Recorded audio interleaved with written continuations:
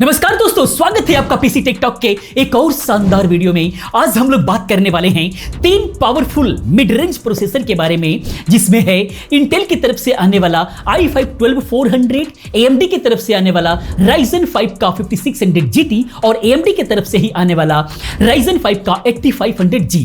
ये तीनों ही 2025 में बजट पीसी बिल्ड, गेमिंग और प्रोडक्टिविटी के लिए एक शानदार ऑप्शन हो सकते हैं। अगर आप कंफ्यूज हो रहे हैं कि इनमें से कौन सा हमें प्रोसेसर बाय करना चाहिए, तो ये वीडियो बिल्कुल आपके लिए है। हम इनके स्पेक्स, परफॉर्मेंस, प्राइस और डिफरेंसेस को बिल्कुल सिंपल तरीके से एक्सप्लेन करेंगे, समझेंगे, ताकि बिल्कुल क्लियर हो जाए कि आपको कौन सा बाय करना चाहिए। बस वीडियो के साथ अंत तक बने रहें, वीडियो बहुत इंफॉर्मेटिव होने वाली है। बाकी वीडियो को लाइक करके हमारा हौसला भी बढ़ाते रहें। पहली बार चैनल पर है तो चैनल को सब्सक्राइब करें, क्योंकि इस तरह की तमाम वीडियोस मैं लेकर के आता रहता हूं। बाकी पीसी बिल्डर सभी का रिव्यू और इसका पावर देखना है तो आप बाबा टेक रिव्यू चैनल पर जाकर के सब्सक्राइब कीजिए। वहां पर देखिए एक से एक वीडियोस हम लोग लेकर के आ रहे हैं, बहुत सारे गिव अवे भी चल रहा है वहां पर, तो जाकर के पार्टिसिपेट कीजिए, फ्री में गिव जीतने का मौका मिल रहा है।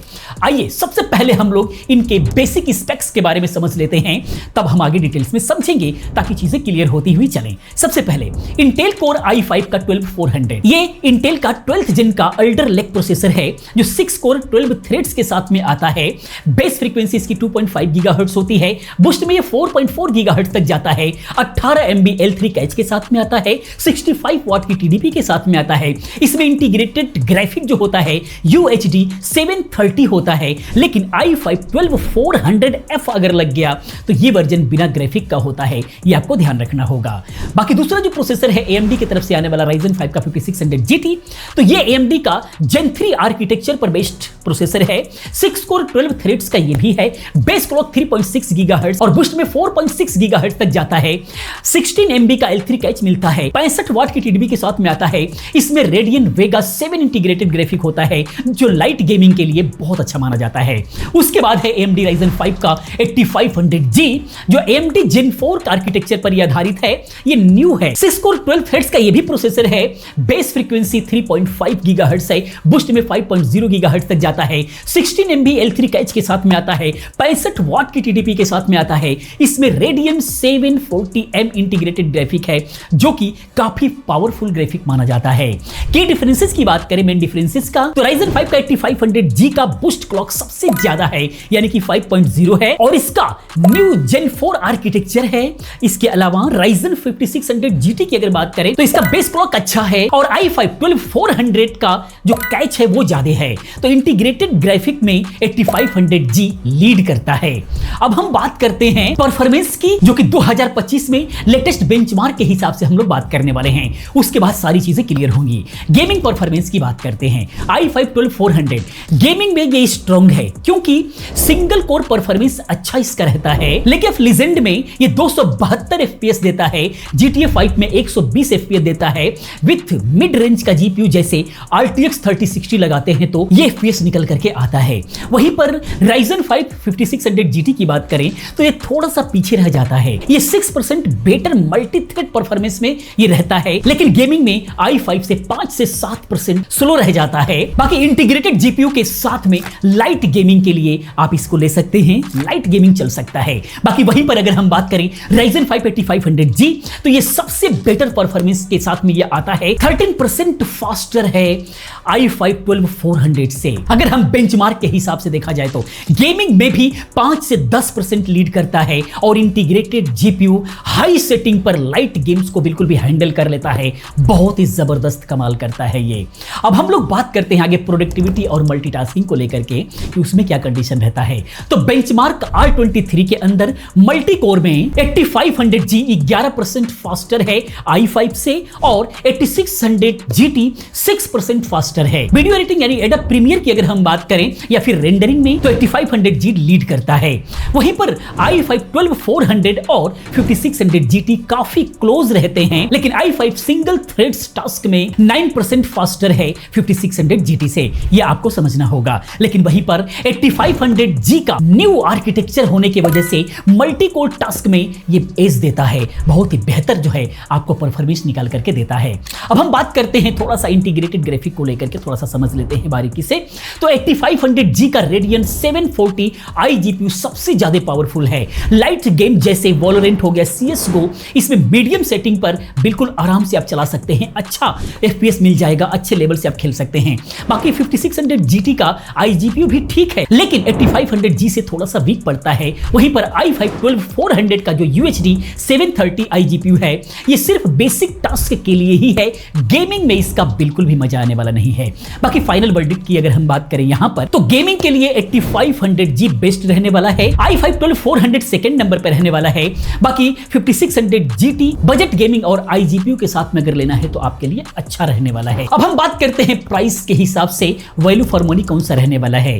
तो i5-12400 करीब 10 से 12 हजार के आसपास में आता है। इसके साथ में जो मदरबोर्ड लगेगा B660 कम से कम लगेगा, तो ये 9 से 12 हजार रुपए के आसपास में मिलता है। तो टोटल बजट जो होता है मदरबोर्ड और प्रोसेसर का, ये कॉस्ट थोड़ी सी ज्यादा हो जाता है। वहीं पर Ryzen 5 का 5600 GT की बात करें तो ये करीब 11 से 12 हजार में आपको मिल जाता है।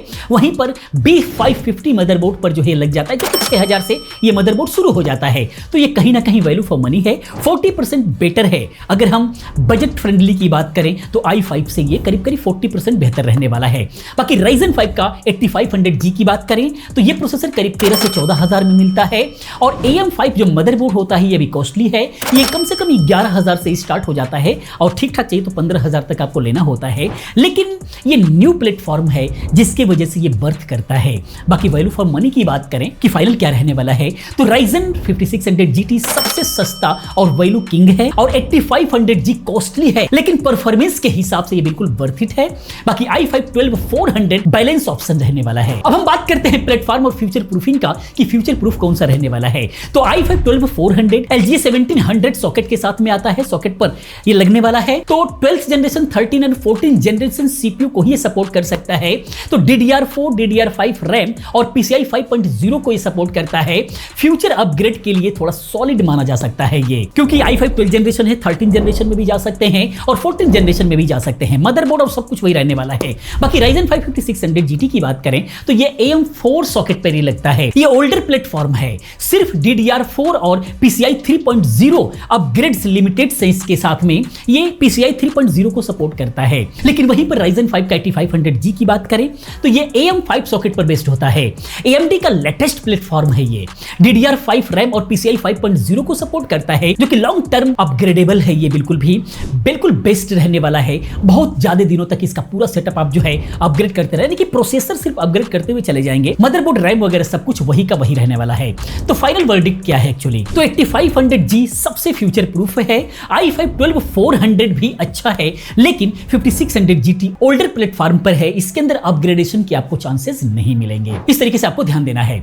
तो आखिर में कौन सा प्रोसेसर लेना चाहिए किन लोगों को, समझते हैं थोड़ा सा। तो i5-12400 चुनो अगर आपको गेमिंग और सिंगल थ्रेड टास्क प्रायोरिटी है तो आपके लिए बेस्ट है। इसके अलावा बैलेंस बजट और फ्यूचर प्रूफिंग चाहिए तो i5 का 12400 आपके लिए बेस्ट है। बाकी Ryzen 5 5600 GT की बात करें तो टाइट बजट जिनका है उनके लिए बेस्ट है। इंटीग्रेटेड GPU के साथ में लाइट गेमिंग करना है तो आपके लिए सही रहने वाला है। इसके अलावा Ryzen 5 8500G की बात करें तो बेस्ट परफॉर्मेंस और फ्यूचर प्रूफ प्लेटफॉर्म चाहिए तो आपके लिए बेस्ट रहने वाला है। तो इंटीग्रेटेड GPU के साथ में गेमिंग का प्रोडक्टिविटी चाहिए तो ये Ryzen 5 का 8500 बहुत अच्छा रहने वाला है। तो यहां पर अगर हम बात करें तो तीनों अपनी जगह पर अच्छे हैं, बस आपकी नीड और बजट डिसाइड करेगा कि आपको कौन सा लेना है, जो कि आपको समझ में आ गया होगा अब तक। तो दोस्तों ये था Intel i5-12400, Ryzen 5 का 5600 GT और Ryzen 5 8500G का कंपैरिजन। उम्मीद है कि आपको डिफरेंसेस समझ में आया होगा।